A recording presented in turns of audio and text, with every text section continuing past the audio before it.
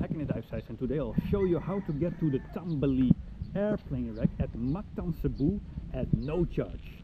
It's a twin-engine aircraft, a 6-seater, purposely sunk for divers, and it lays at 20 meters.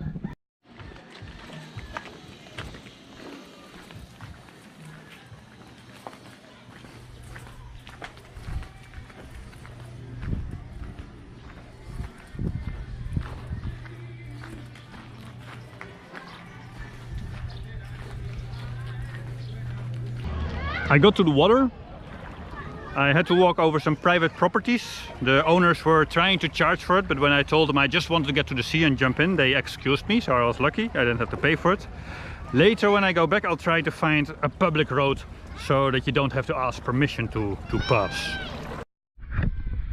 You're always likely to find a few fences like this, but luckily the ocean is public, so you can always go around it.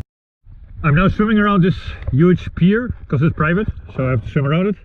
Be careful for the sea urchins.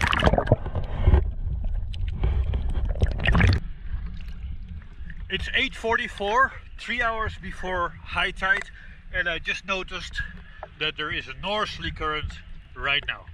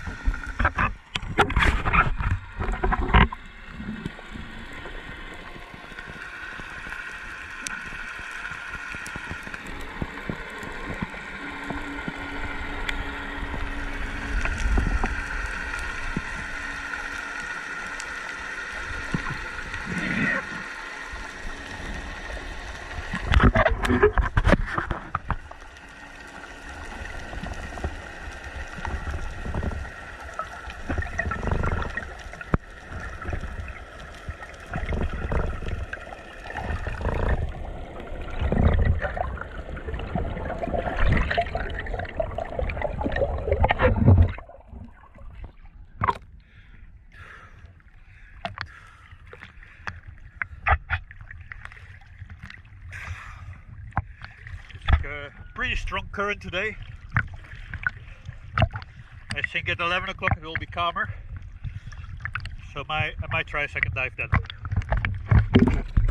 It's probably the worst time to dive here, 3 hours before high tide. The current is ripping, I barely can swim against it, but luckily I tied down my buoy, so even though the buoy is under a diagonal line, I don't have to swim while I'm resting right now.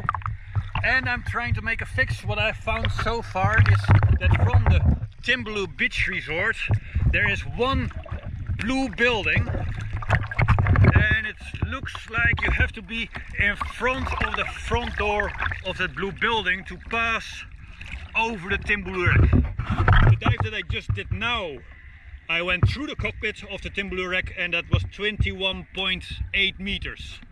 So, and that can vary to 1 or 2 meters depending on the tide. I just found a secondary fix. There is this yellow guardhouse. It looks like a guardhouse, I'm not sure if it is, but it looks like one with a blue balcony, and behind that there's this huge concrete building, and that concrete building has a vertical stripe of concrete. There's only one vertical stripe of concrete, and that vertical stripe has to be exactly centered behind the yellow guardhouse. There is some jet ski traffic here to be aware of. The visibility is absolutely amazing. I can see the bottom. The bottom is 22 meters. There's some scuba divers on the wreck. It's awesome.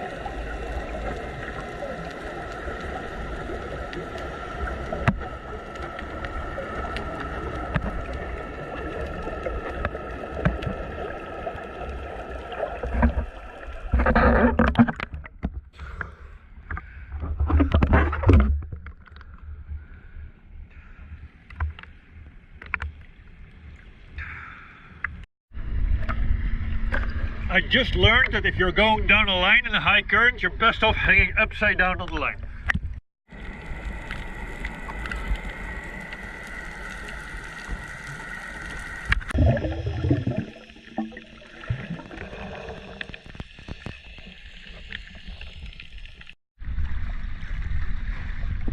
The way I got here is probably not the shortest way, so now that I'm walking back, I'm trying to find a public trail that leads me back to the main road.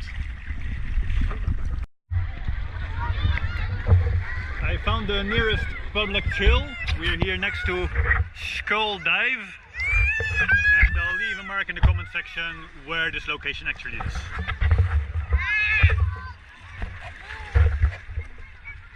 If I would have to do this dive again, then I would use this entry point that I just exited from, and I would try to be there 1 hour before high tide, so that as I'm swimming to the north, the current will be in my favor to get to the airplane wreck. Then I would have like an hour to dive on it. In that time I will reach high tide and the current will turn, so that on the way back again the current will be in my favor. In case you get a cramp and you cannot swim anymore, the current is forgiving, it's parallel to the shore, it's not taking you to open sea. So if you can just work your way slowly back to the beach, then you'll be safe, and then you'll just have a long walk to get back home. Even though this wreck is at 20 meters, it's relatively easy to find. First of all, because the visibility is so good, I don't know if it's always that good. And on the other side, it's situated on a slope. And the nice thing about the slope is that if you find a depth line, if you find a 20-meter depth line, you can just follow that either to the north or the south, and you will probably find the wreck. When you come from Lapu Lapu, take a left turn when you get to this sign, into this street.